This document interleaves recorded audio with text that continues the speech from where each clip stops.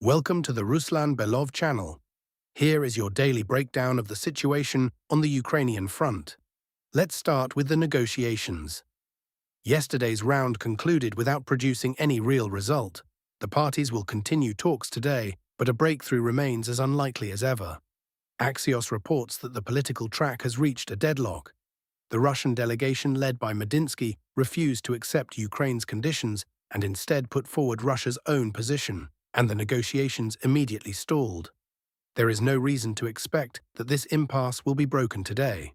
Zelensky was also vocal yesterday, declaring among other things that no Ukrainian would accept a peace agreement requiring the withdrawal of the AFU from Donbas. Allow me to question that claim. Did he actually ask anyone? I am quite convinced that if you were to pose that question to Ukrainians actually living inside Ukraine, not abroad, Donbas is far from their top priority. If the choice is between peace on one side and keeping the AFU in Donbas on the other, the answer is obvious. Combat operations continue in the meantime. Let's break down the current picture. In yesterday's broadcast, we barely touched on the zone of the Ukrainian offensive in the Zaporizhzhia and Dnipropetrovsk regions. Today we will address that in detail, since the news coming from there is rather encouraging. To be clear, it would be premature to declare that the Ukrainian offensive has completely run out of steam, that all breakthrough sectors have been eliminated, and that no threat remains. Nevertheless, a trend is already emerging, and it is decidedly not in favor of the armed forces of Ukraine. Let's pull up a different map to clearly illustrate what Ukrainian, pro-Ukrainian and Western sources have been drawing based on Ukrainian claims. You see this entire sector, according to them, all of it has been recaptured by the AFU. In addition, Ukrainian sources are reporting a smaller but still notable territorial gain on the Zaporizhzhia axis. And yet, I want to emphasize this, not a single piece of objective footage has emerged from any of the settlements claimed as liberated. 9 days into the offensive, and there is zero documentary evidence. Which settlements are listed in Ukrainian statements? Let me name them: Orestopil, Sosnivka, Koroshe, Ternove, Stepove, Berezove, Kalinivske, Vovche, Alexiivka, Verbove, Novoalexandrivka, Hai, Otradne, Pridoroshne, Ternovate, Radosne, Nove Zaporizhzhia, Dobropilia, Prylucky, and Varvarivka. That's according to one map. The American version goes even further, placing Danilivka, Tseglivka, Ehorivka, Pryvilia, Zlagoda and Ribne under AFU control as well. Adding it all up, we get 26 settlements that, according to Western and Ukrainian sources, have been recaptured from the Russian military. American analysts further claim that in a single week of offensive operations, the AFU seized control of more than 200 square kilometers. And I will say it again, there is not a single frame confirming any of this. No footage of Ukrainian soldiers with flags in these settlements, not even footage without flags, just something showing that AFU personnel are physically present at the stated locations. There is simply no evidentiary material whatsoever. What footage does exist? There is footage of Russian drones destroying Ukrainian infantry, in tree lines, for example. One such video clearly shows 3 AFU servicemen taking cover in a tree line before being located and eliminated by Russian UAVs. There is other footage I have also published. Drones wiped out an AFU unit that had moved up to reinforce from the Huliai-Polsky area. The group was preparing to attack, but the video clearly documents 2 killed in action as a result of drone strikes. Now let's summarize what American, Western, and Ukrainian cartographers have been painting onto their maps.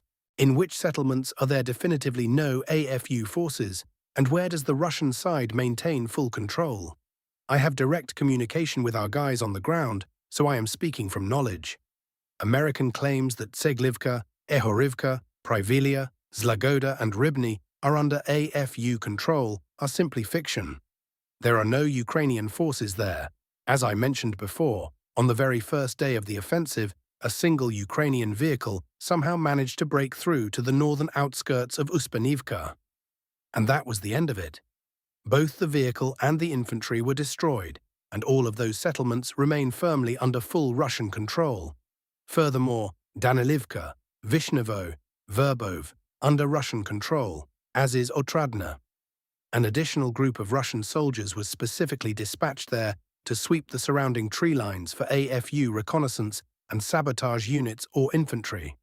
The result of that sweep was zero. Not a single Ukrainian serviceman was found either in the village itself or in the surrounding woods.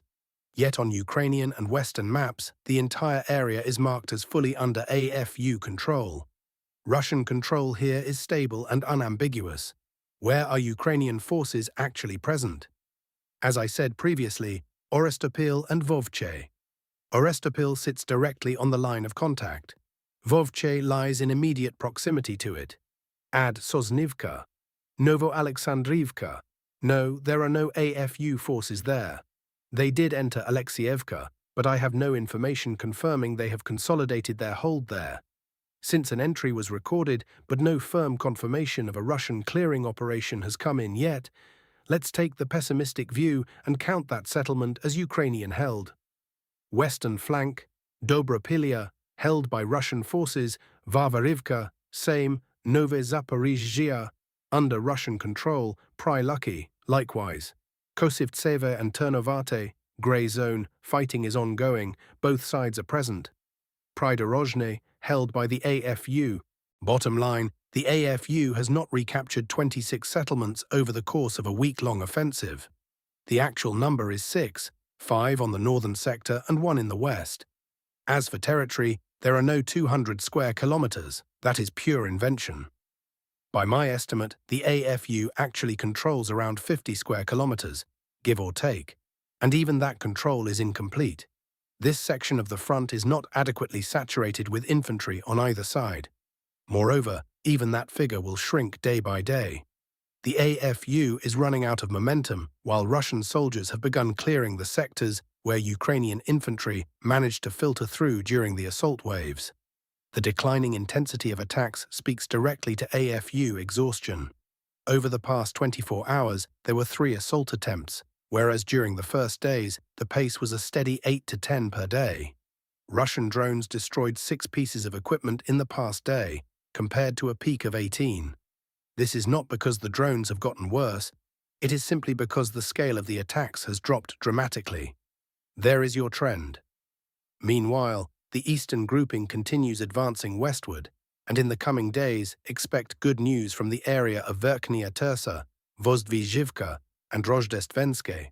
The Ukrainian offensive actions failed to achieve their primary objective, halting the eastern grouping, preventing it from moving west toward Orikhiv. The advance continues, and positive news from this direction should follow within days.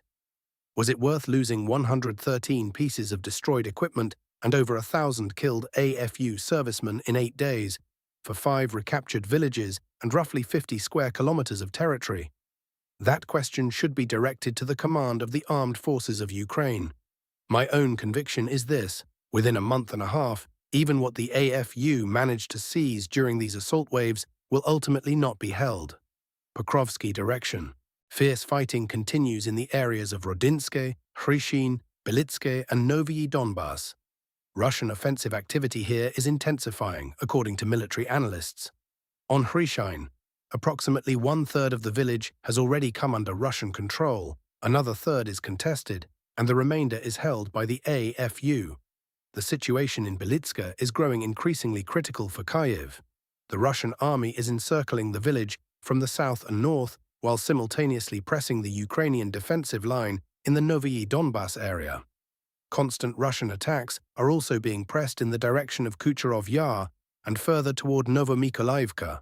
Kostiantynivka direction. Footage with objective confirmation has emerged of Russian units entering the southwestern part of Kostiantynivka, specifically the high-rise residential district. Russian forces are attempting to establish a foothold there by pushing through Berestok and the Ilyinka area. This constitutes a new axis of entry into Kostiantynivka. Russian units had previously conducted similar maneuvers from the southeast and east. Attacks on Kostiantynivka are now being pressed from 2 directions simultaneously. Sloviansk-Kramatorsk direction. Fighting has begun for Kriva Luka. Russian units have entered the eastern part of the settlement and are working to dislodge the AFU from it. with the intention of subsequently advancing on Kaliniki from the north and thereby cutting in behind the Ukrainian grouping in the Ryeznikivka area, before opening fighting for Oleksandrivka from the northeast. Simultaneously, battles are underway for Lipivka and Fedorivka Druha, where Russian forces are attempting to approach Oleksandrivka from the southeast. The logic is clear. The primary axis of advance is Oleksandrivka. A battle for Sloviansk and Kramatorsk is becoming virtually inevitable, especially as the intensity of drone strikes on both cities continues to grow. Kyiv is already acknowledging that supplying its own groupings is becoming increasingly difficult, as Russian forces are conducting systematic long-range strikes with tangible results. Lyman sector. Meeting engagements are underway. Near Yarova, the AFU is conducting counterattacks that have succeeded in pushing Russian units off part of their held positions. Ukraine is attempting to develop this success, pushing toward Novoselov and seeking to cut in behind the Russian grouping advancing on Drobyshev, as reported by Yuri Podolyaka. In the meantime, Russian forces have registered gains in Drobyshev itself. The Russian military is working to seize this key settlement to the northwest of Lyman. Once taken, the Lyman grouping of the AFU will find itself in an even more precarious position, cut off from its supply line through Myaki. This is precisely why the fighting for Drobyshev is so intense. And it is precisely why Kiev is striking back near Yarova. Inside Lyman itself, fighting covers the greater part of the city as Russian forces work to consolidate their positions. Missile strike on Ukrainian energy imports. The strike was not record-breaking in scale, but it was significant. Kyiv counted approximately 400 objects affected, including 25 ballistic missiles. Several major substations in southern and western Ukraine were hit simultaneously. In the south, in Odessa Oblast, the 330 kilovolt substation responsible for electricity transfers from Romania was struck. In Dnipropetrovsk Oblast, near Kryvyi Rih, a substation was hit by an Iskander-M with a cluster warhead. In the west, the 750 kilovolt Zakydnukrainska substation, which handles electricity transfers from Poland, Slovakia and Hungary, was struck once again, as was the substation near the Burshtyn thermal power plant, which also plays a role in receiving European electricity.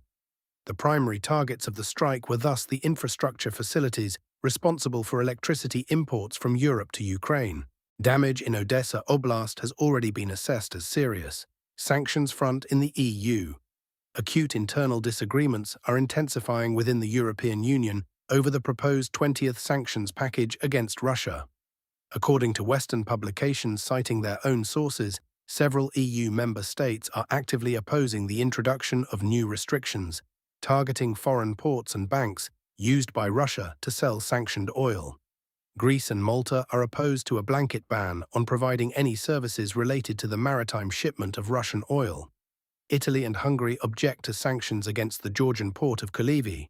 Greece and Malta are similarly opposed to analogous measures targeting a port in Indonesia. Italy and Spain, for their part, are questioning the appropriateness of sanctions against a Cuban bank. Iran, Israel, the United States. War is at the doorstep. The United States continues to build up its military presence in the region. Roughly 80 additional aircraft have arrived, 78 of which are strike platforms, joining an already deployed carrier strike group.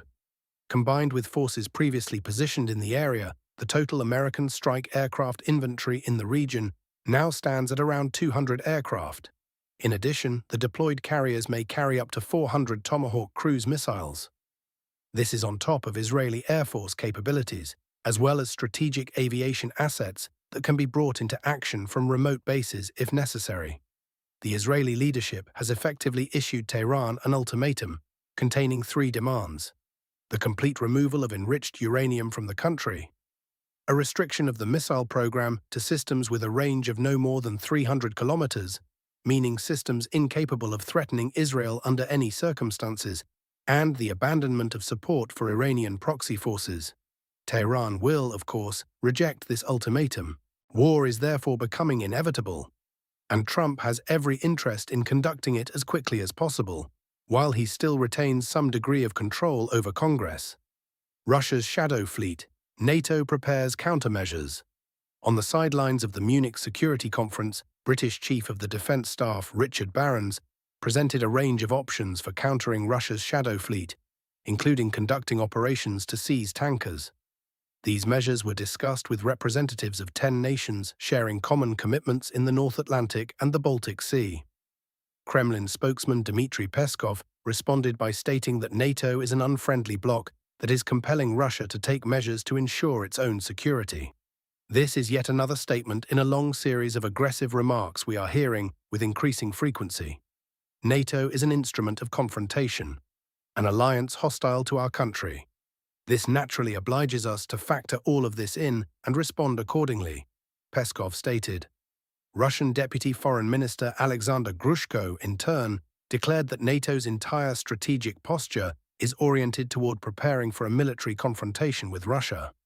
All military construction serves a single purpose: to establish military superiority across all theaters, to create real military threats to the Russian Federation, and in essence, to prepare the NATO-EU military machine for direct military conflict with Russia, Grushko said.